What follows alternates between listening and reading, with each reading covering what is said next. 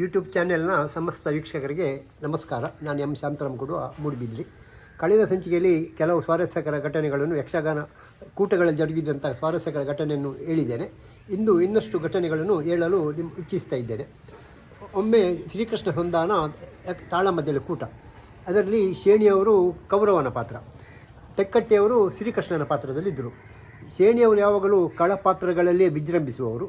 ತೆಕ್ಕಟ್ಟಿಯವರು ಶೇಣಿಯವರ ಎದುರು ಪಾತ್ರದಲ್ಲಿ, ನಾಯಕನ ಪಾತ್ರದಲ್ಲಿ, ಅಂದರೆ ಸಾತ್ವಿಕ ಪಾತ್ರಗಳಲ್ಲಿ ಹೆಚ್ಚಾಗಿ ಕಾಣಿಸಿಕೊಳ್ಳುವಂಥವರು. ಹಾಗೆಯೇ ಇದರಲ್ಲಿ ಸಹ ಕೃಷ್ಣನಾಗಿ ತೆಕ್ಕಟ್ಟಿಯವರು, ಹಾಗೆ ಶೇಣಿಯವರು ಕೌರವ, ಇವರದು ಪ್ರಸಿದ್ಧ ಜೋಡಿ ಅದು. ಹಾಗೆ ಅಲ್ಲಿ ಸಂಧಾನಿಗೆ ಬಂದಂಥ ಕೃಷ್ಣ ಅಲ್ಲಿ ಕೌರವನಲ್ಲಿ ಪಾಂಡವರಿಗೆ ಅವರಿಗೆ ಬೇಕಾದಂಥ ರಾಜ್ಯವನ್ನು ಕೊಡಲು ಕೇಳಿಕೊಳ್ಳುವಂಥ ಸಂದರ್ಭದಲ್ಲಿ ಅಲ್ಲೊಂದು ಪದ್ಯ ಉಂಟು.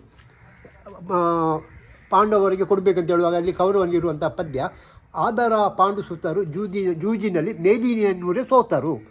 ಆದರ ಪಾಂಡುಸುತರು ಜೂಜಿನಲ್ಲಿ ಮೇದಿನಿಯನ್ನೂರೇ ಸೋತರು ಅಂದರೆ ಅದರ ಅರ್ಥ ಅಂತೇಳಿದರೆ, ಅವರು ಪಾಂಡವರಾದರೂ ಸಹ ಅವರು ಜೂಜಿನಲ್ಲಿ ಸೋತಿದ್ದಾರೆ ಅಂತೇಳಿ ಎಂಬಂಥ ಒಂದು ಅರ್ಥ ಇರುವಂಥದ್ದು. ಆದರೆ ಶೇಣಿಯವರದೊಂದು ಅದ್ಭುತವಾದಂಥ ಅವರದ್ದು ವಾಕ್ಸಿದ್ಧಿ. ಯಾಕೆಂದರೆ ಶೇಣಿಯವರು ಪದ್ಯದಲ್ಲಿರುವಂಥ ಸಣ್ಣ ಸಣ್ಣ ಸಣ್ಣ ಸಣ್ಣ ಶಬ್ದಗಳಲ್ಲಿ ಹಿಡಿದು ಅದನ್ನೇ ಒಂದು ಉದ್ದವಾಗಿ ಎಳೆದುಕೊಂಡು ಅದಕ್ಕೆ ಒಂದು ಅರ್ಥವನ್ನು ಕಲ್ಪಿಸಿ ಆ ಮೂಲಕ ಹೊಸ ಲೋಕವನ್ನೇ ಸೃಷ್ಟಿಸುವಂಥ ಅವರದೊಂದು ವಾಕ್ಪಟುತ್ವ. ಹಾಗೆ ಅವರಲ್ಲಿ ಹೇಳಿಬಿಟ್ರು, ಆದರ ಪಾಂಡುಸುತರು, ಕೃಷ್ಣ ನಾನು ಹೇಳುವುದನ್ನು ಕೇಳು, ಪಾಂಡವರು ಅಂತ ನೀನು ಹೇಳ್ತಿ, ಆದರೆ ಅವರು ಪಾಂಡವರಲ್ಲ, ಅವರು ಪಾಂಡವರು ಆದದ್ದು.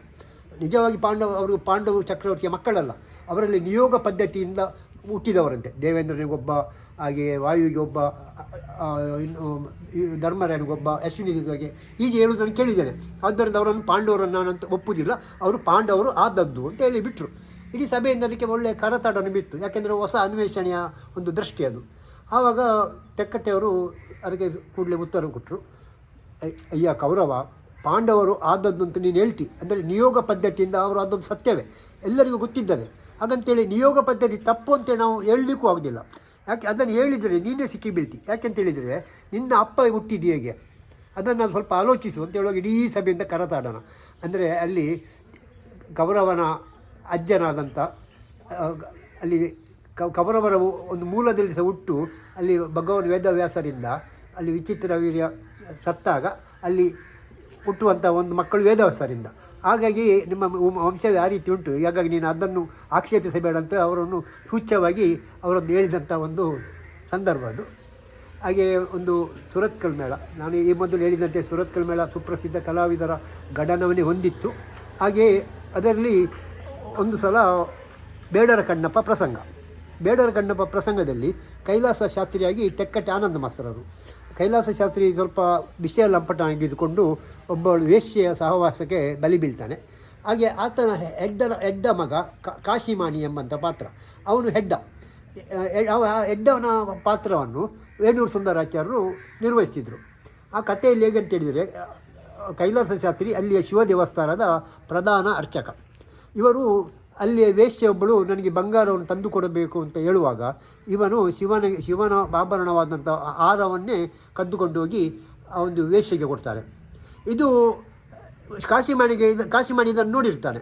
ಅವನು ಹೆಡ್ ಅಂತೇಳಿ ಇವನು ಸಹ ಅಷ್ಟು ಅವನ ಬಗ್ಗೆ ಹೆಚ್ಚು ನಿಗಾ ವಹಿಸೋದಿಲ್ಲ. ಅಷ್ಟಾಗುವಾಗ ಅಲ್ಲಿ ಯಾರು ಕದ್ದದ್ದು, ದೇವಸ್ಥಾನದಲ್ಲಿ ಹಾರ ಇಲ್ಲ ಎಂಬಂಥ ಪುಕಾರ ಹೇಳ್ತದೆ. ಯಾರು ಕದ್ದದ್ದು ಅಂತೇಳುವಾಗ ಅಲ್ಲಿದ್ದಂಥ ಕಣ್ಣಪ್ಪ ಯಾವಾಗಲೂ ದೇವಸ್ಥಾನ ಬರ್ತಾನೆ, ಅವನೇ ಕದ್ದದು ಅಂತೇಳಿ ಕೈಲಾಸ ಶಾಸ್ತ್ರಿಗಳು ತಾನು ಕದ್ದಂಥ ಬಂಗಾರ ಕದ್ದ ಅಪರಾಧವನ್ನು ಅವನ ಮೇಲೆ ಅಪವಾದ ಹಾಕಿ ಬಿಡ್ತಾರೆ. ಹಾಗೆ ಅಲ್ಲಿ ಒಂದು ಪಂಚಾಯಿತಿಗೆ ಅಂತ ನಡೆಯುವುದೊಂದುಂಟು. ಹಾಗೆ ಅಲ್ಲಿ ಪಂಚಾಯಿತಿಗೆ ನಡೀತದೆ. ಅದರಲ್ಲಿ ಪಂಚಾಯಿತಿಗೆ ನಡೆಯುವಾಗ ಊರಿನ ಗೌಡರು ಬಂದು ನ್ಯಾಯ ಕೊಡುವಂಥ ಒಂದು ಕ್ರಮ. ಹಾಗೆ ಎಲ್ಲರಿದ್ದಾರೆ, ಬೇಡರ ಕಣ್ಣಪ್ಪ ಇದ್ದಾನೆ, ಕೈಲಾಸ ಶಾಸ್ತ್ರಿ, ಕಾಶಿಮಾಣಿ ಎಲ್ಲರಿದ್ದಾರೆ. ಅಷ್ಟಾಗುವಾಗ ಅಲ್ಲಿ ಊರಿನ ಗೌಡರು ಬರ್ತಾರೆ. ಆ ಊರಿನ ಗೌಡರ ಪಾತ್ರ ಮಾಡಿದವರು ನಮ್ಮ ಊರಿನವರೇ, ನನ್ನ ಆತ್ಮೀಯ ಸ್ನೇಹಿತರು, ಪುತ್ತಿಗೆ ಕುಮಾರಗೌಡ ಅಂತೇಳಿ.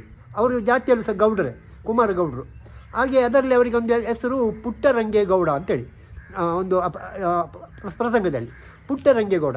ಆಗ ವೇಣೂರು ಸುಂದರಾಚಾರ್ಯರು ಮಾತನಾಡುವಾಗ ಪುಟ್ಟರಂಗಿಗೌಡ್ರೆ ಅಂತೇಳಿ ಬಾರಿಗೆ ಕರೆಯುವುದು. ಆಗ ಇಡೀ ಸಭೆಗಿಂತ ಹೆಚ್ಚು ಅಲ್ಲಿದ್ದಂಥ ಕಲಾವಿದರು ನಗಾಡೋದು. ಯಾಕೆಂತೇಳಿದರೆ ಇಲ್ಲೊಂದು ಸಣ್ಣ ಒಂದು ವಿಷಯವನ್ನು ಹೇಳಬೇಕಾಗ್ತದೆ. ಕಲಾವಿದರ ಭಾಷೆಯಲ್ಲಿ ಪುಟ್ರಂಗಿ ಅಂತೇಳಿದರೆ ಅವರ ಅಡ್ಡ ಭಾಷೆ ಅಂತ ಹೇಳ್ತೇವಲ್ಲ, ಅದರಲ್ಲಿ ಪುಟ್ರಂಗಿ ಹೇಳಿದರೆ ಹೆಂಡ ಅಂತೇಳಿ. ಹಾಗಾಗಿ ಅಲ್ಲಿ ಅವ್ರು ಮಾತನಾಡುವಾಗ ಪುಟ್ರಂಗಿ ಆಗ್ತೀಯಾ ಅಂತೇಳಿ ಹೆಂಡ ಕುಡಿತೀಯಾ ಎಂಬ ಅರ್ಥದಲ್ಲಿ ಆ ಪುಟ್ರಂಗಿ ಎಂಬ ಶಬ್ದ. ಈ ಹಾಸ್ಯಾಗ ಅವರು ಬೇಕಂತಲೇ ಅದನ್ನು ಕುಟ್ರಂಗಿ ಗೌಡ್ರೆ ಪುಟ್ರಂಗಿ ಗೌಡ್ರೆ ಅಂತ ಹೇಳೋದು. ಅವಾಗ ಸ್ವಲ್ಪ ಕುಮಾರಗೌಡರಿಗೆ ಸ್ವಲ್ಪ ಇರುಸುಂಟೆ ಉಂಟಾಯಿತು. ಅವ್ರು ಹೇಳಿದರು, ನೋಡು ಕಾಶಿಮಾಣಿ, ನಿನಗೆ ಪುಟ್ಟರಂಗೇಗೌಡ ನನ್ನ ಹೆಸರು, ನಿನಗೆ ಪುಟ್ಟರಂಗೇಗೌಡ ಅಂತ ಹೇಳಲಿಕ್ಕೆ ನಿನಗೆ ಕಷ್ಟ ಆಗಿ ನೀನು ಪುಟ್ಟರಂಗೇಗೌಡ ಅಂತ ಹೇಳ್ತಿ. ಆದ್ದರಿಂದ ನಿನಗೆ ಅಷ್ಟು ಕಷ್ಟ ಆದರೆ ನೀನು ಪುಟ್ಟರಂಗೇಗೌಡ ಹೇಳೋದು ಬೇಡ, ನೀನು ಖಾಲಿ ಗೌಡ್ರೆ ಹೇಳಿದ್ರು ಸಾಕು ಅಂತ ಹೇಳಿದರು. ಅಷ್ಟಾಗ ಇವರು ಕೂಡಲೇ ವೇಣೂರು ಸುಂದರಾಚಾರ್ಯರು ಆಯಿತು ಖಾಲಿ ಗೌಡ್ರೆ ಅಂತ ಹೇಳಿಬಿಟ್ರು. ಅಂದರೆ ಇವರು ಖಾಲಿ ಗೌಡ್ರೆ ಅಂತ ಹೇಳಿದರೆ ಕೇವಲ ಗೌಡ್ರು ಅಂತ ಹೇಳಿದ್ದನ್ನು ಅವರು ಖಾಲಿ ಗೌಡ್ರೆ ಅಂತ ಹೇಳಿಬಿಟ್ರು.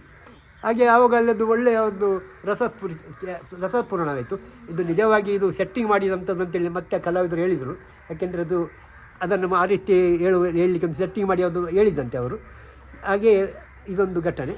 ಹಾಗೆ ಒಮ್ಮೆ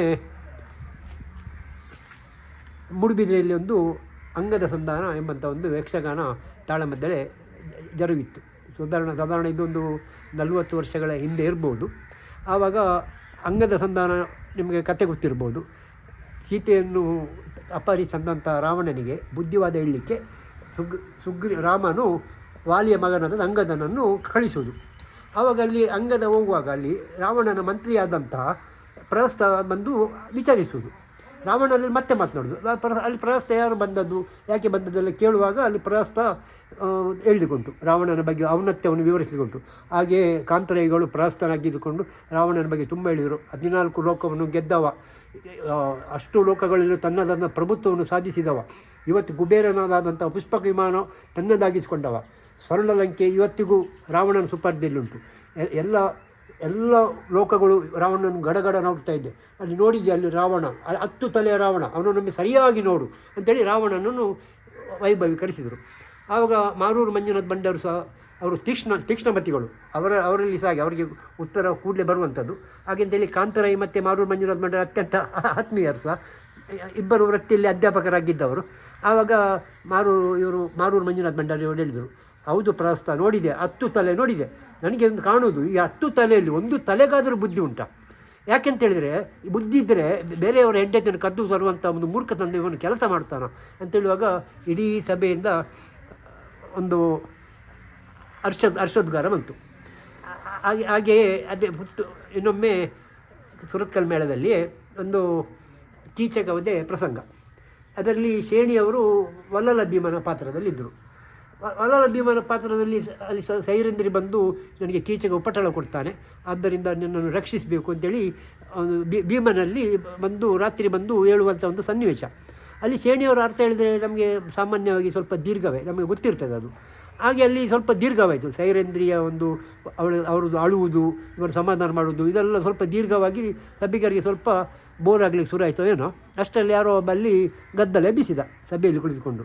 ಆವಾಗ ಗದ್ದಲ ಎಬ್ಬಿಸಿದ ಕೂಡಲೇ ಶೇಣಿಯವರು ಕೂಡಲೇ ಸೈರೇಂದ್ರಿ ಇತ್ತ ಆ ಕೀಚಕನಿಗೊಂದು ಕಾಲ, ಇತ್ತ ಇವರಿಗೊಂದು ಕಾಲ, ಮೊದಲು ಕೀಚಕನನ್ನು ಸಂವರಿಸಿ ಮತ್ತು ನಾಳೆ ಇವರನ್ನು ನೋಡ್ತೇನೆ ಅಂದರೆ ಅವರು ಸಮಯೋಚಿತಗಳು ಇಡೀ ಸಭೆಯಿಂದ ಭಾರಿ ಕರತಾಡೋಣ.